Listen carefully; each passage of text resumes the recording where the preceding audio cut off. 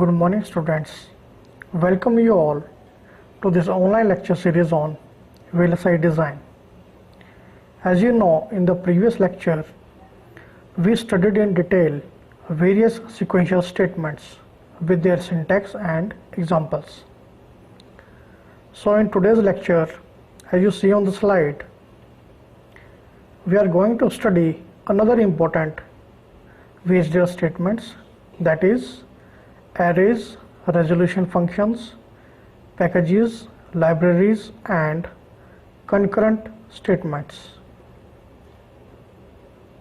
As you see on the slide, let's start our discussion with the very important topic of today's lecture, that is arrays. So what are arrays? The definition says that arrays are a collection of number of values of single data type. Now what that means is that an array contains multiple elements of the same type. So now what is the purpose of arrays? The purpose is very clear from its definition, which says that arrays are used in VHDL to create a group of elements, and those are of same type. So let's study its syntax. As you see in the slide, an array is always declared for particular range of values of the same data elements. As you see the syntax, the type name array is declared for specified range of given element, that is element underscore type. Also, it must be noted that the arrays are always declared in such a way that they can be easily used in the package or in the entity or in architecture. So arrays can be used in procedures or functions which are the part of the VHDL code. As you see in the first example, the nibble array is defined which has values varied from 3 down to 0. And similarly, the RAM array is defined for integer values varying from 0 to 31. So in this way the array is declared inside the VHDL code. Let's take the second example. Here the T memory array is defined whose values are of range 0 to 127. And in this array, the logic vector whose values changes from 7 down to 0 are used.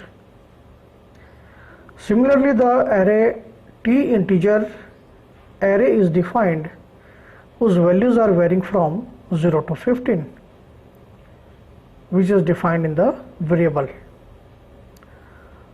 So as you observed these two examples, in this way the arrays are used inside the VHDL codes. I hope you have now understanding of this topic of arrays. Now let's move to the next topic for the study of resolution functions. So what are resolution functions? The definition says that a resolution function is the function that defines how the values of multiple sources of a signal are to be resolved. Where it to be resolved? These to be resolved into single value for the given signal.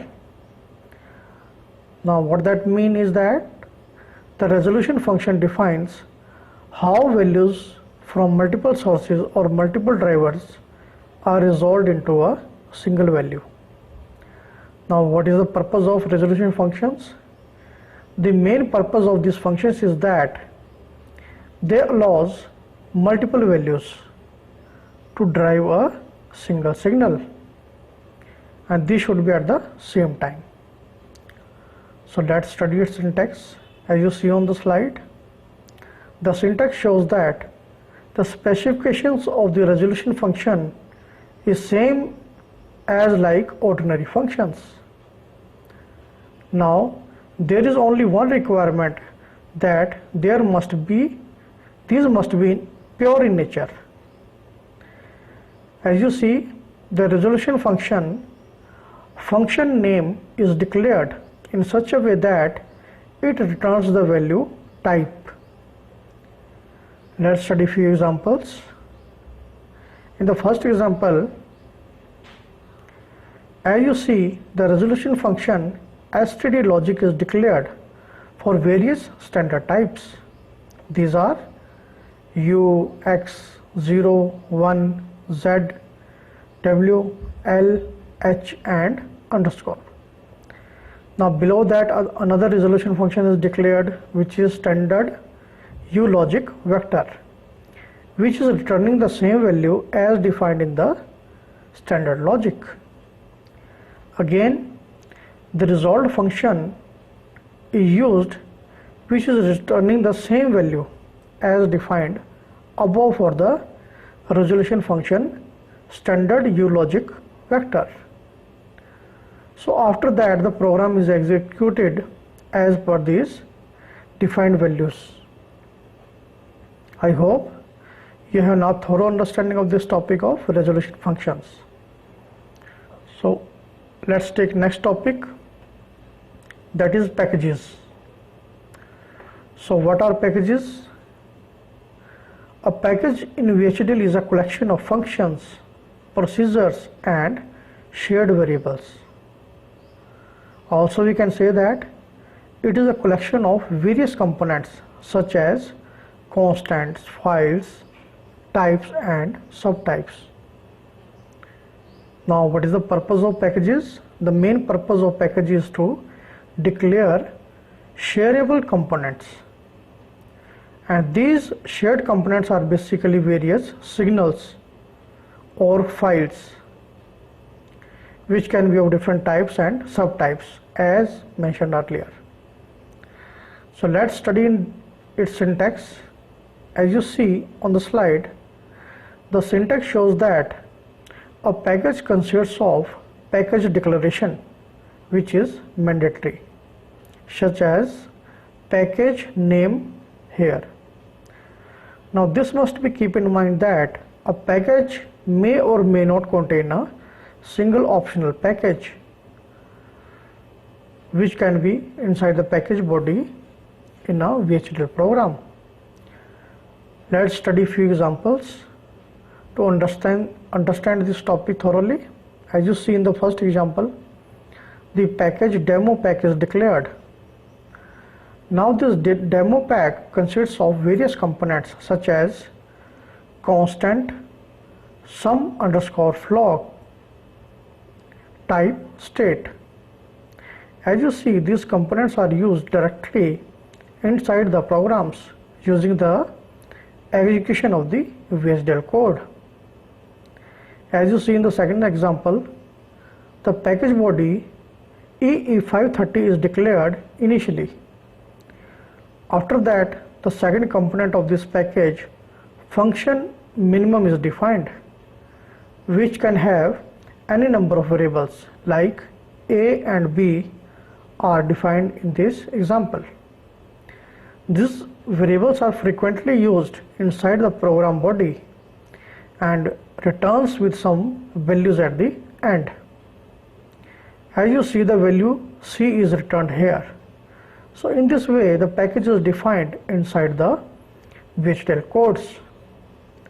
I hope you have now thorough understanding of this topic of packages. Now let's take another topic, that is libraries. So what are libraries?